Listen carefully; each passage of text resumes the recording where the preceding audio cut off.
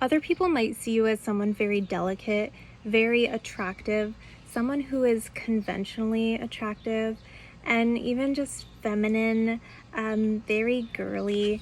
But I see that people are attracted to you. And you definitely have this lover energy.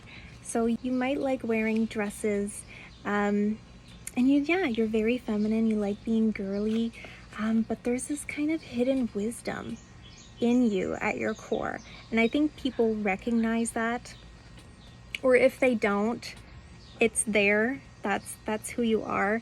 You might even enjoy it when people underestimate you because you look feminine, and you just let people help you whenever they want to help you. But deep down, you can do it yourself. This is telling me that you think your weakness is that you've ended a lot of connections, a lot of relationships. There's been a lot of endings for you, whether it was on your part or someone else's part, but you see that as a weakness.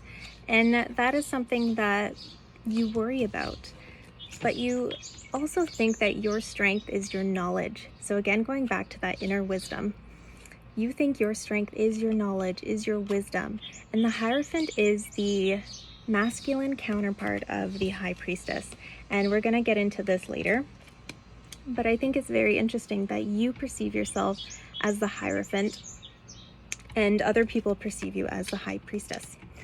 Other people might think your weakness is that you have had to restart a lot in your life. So that might even tie back into you've had to experience a lot of endings. And because of that, you've had to restart a lot. Maybe friends, jobs.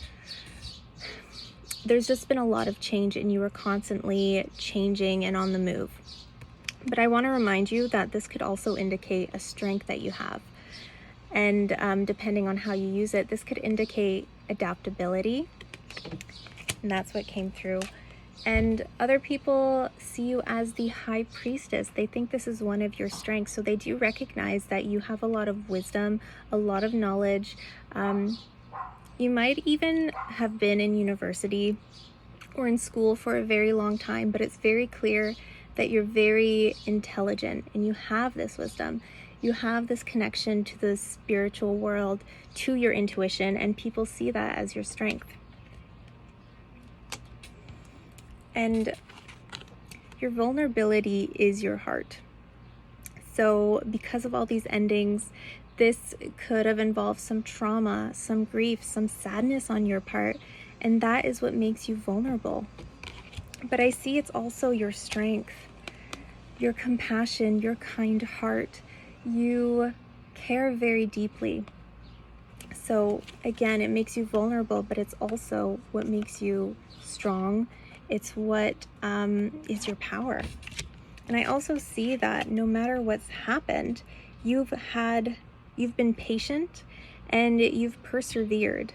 You kept going. You didn't stop when things were difficult. You just kept going.